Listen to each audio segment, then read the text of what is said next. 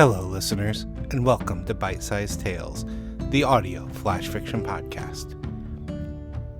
This week's story, we continue the ongoing struggles of a woman and her cat to survive the end of the world.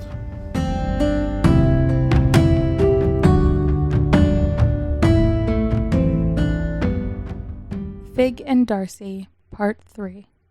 Written and read by Dot Moore. The feeling of dying is indescribable. Sure, there's a scientific theory based on years of research, but not one of those people actually knows how it feels to die. We understand what bodily processes occur and how the brain reacts, but as living individuals, we will only truly understand that sensation when it's actively happening. It's not fair, you know. I never expected to live forever, but I was pretty confident I'd at least see my 70s. This world has taken everything from me, my joy, comfort, and any semblance of a life that I imagined for myself. Gone, because of the curiosity of individual discovery. How many opportunities did we have to change direction, to correct behaviors that could have prevented this from happening? Would it have mattered in the end anyways? I ignored the fury.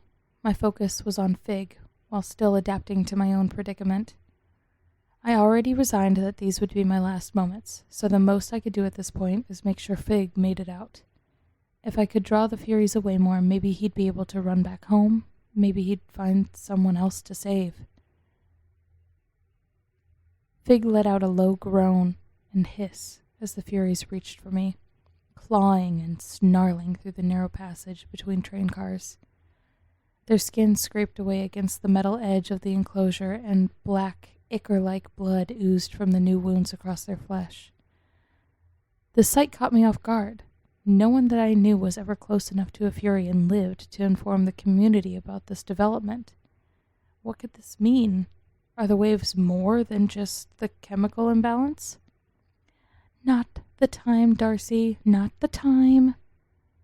I tucked myself inwards, rolling my shoulders forward to try and keep myself away from the Furies. The doors were still pinched closed, and there's no way I'd be able to wedge myself back through. Fig hopped up on the seat at the end next to the doors and pawed at me, meowing loudly. The mix of his cries and the screams of the Furies overwhelmed me to tears. I started to sob while I attempted to push myself back through the doorway, knowing that the sounds of my cries and the bellows coming from the Furies would be ignored. No one was coming. No one would help me. I could tell they were getting closer. With each swipe and claw, I knew soon the Furies would have wedged themselves between the cars enough to reach me. I don't know if it even mattered at this point. I've been in such close proximity that I'll likely fury out by the time they started to attack me. Kinda surprised I hadn't already. I screamed out again in frustration, just a desperate attempt at alleviating some of the stress. Fig lurched back with a growl. I pressed my forward to the plexiglass, and my sweat-covered skin slipped along the scratched surface. I closed my eyes and let out a long, deep breath. I'm stuck. I have nowhere to go. This is how I die. Fig's distressed meows and the snarls of the Furies became too much all at once. I screamed as loud as I could, expelling every ounce of oxygen from my lungs. In that moment, a strange calm befell the space. The Fury stopped moving to attack, and Fig hid himself under the train seats. The Fury to my left smiled, revealing the black of his gums. Scream all you want, Mouse. No one is going to help you. A quick thump reverberated through the Fury, and his expression changed as he dropped to the concrete platform. The other let out a hissed squeal at the realization. Now is not the time to hesitate, Darcy. Move your ass. I scrambled out from between the cars, taking care to step over the dead Fury on the ground. I pushed my legs to hurtle my body down the platform. Almost there. Just a few more feet and I'd be at the control station. The guttural noise coming from the remaining Fury chasing me sent a ripple of adrenaline through me. Maybe 30 minutes had passed, but I'd already forgotten about the girl that was beaten to death by the Furies earlier.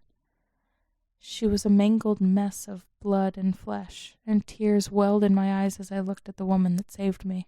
I snapped back to the reality of my situation and moved the woman inside the cubicle control station. and wedged her body to brace the door closed.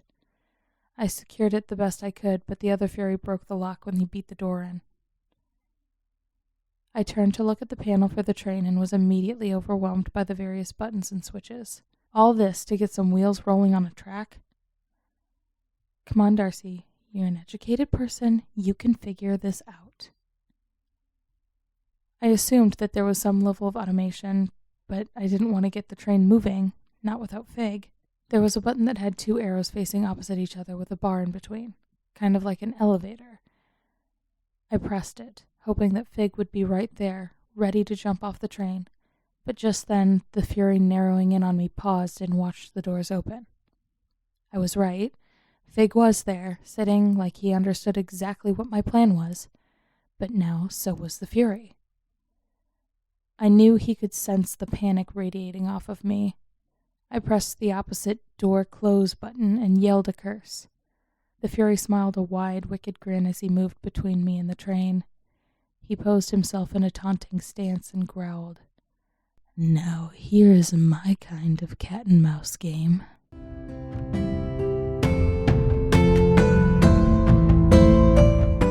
Author's note.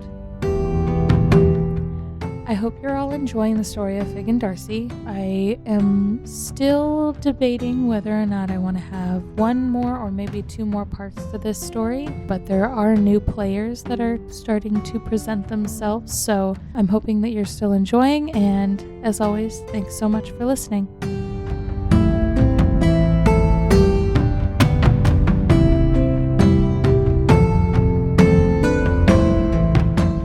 This chapter of Bite-Sized Tales has been brought to you under a Creative Commons Attribution, Non-Commercial, No Derivatives 4.0 International License. Intro and outro music is Fantasy Motion by Alexander Nakarada, provided under a Creative Commons 4.0 license. If you enjoyed what you heard today, we would greatly appreciate reviews and recommendations to your friends. Finally, for more information about our authors, please visit bitesizedtales.com. We look forward to reading to you next time.